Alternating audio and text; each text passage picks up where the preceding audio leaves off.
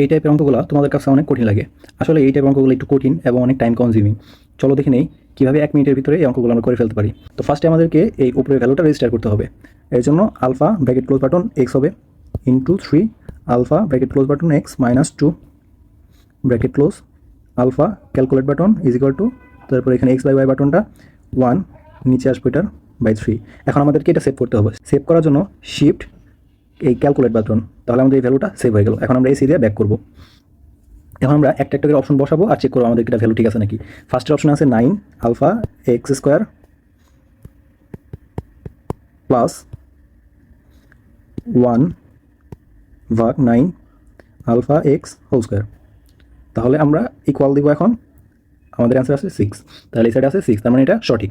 তারপরে আমরা দেখব 2 নাম্বারটা, bracket 3 alpha x plus 1 by 3 alpha x.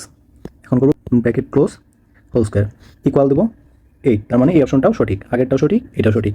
এখন দেখবো last option 3 alpha x plus 1 ভাগ 3 আলফা এক্স ইকুয়াল, এটা আসছে দশমিক, তার মানে এখানে দশমিক একটা মান আসছে কিন্তু আমাদের এখানে আছে 2, এটার সাথে অপশন মিলে নেই, তার মানে আমাদের অ্যান্সার হবে 1 আর 2।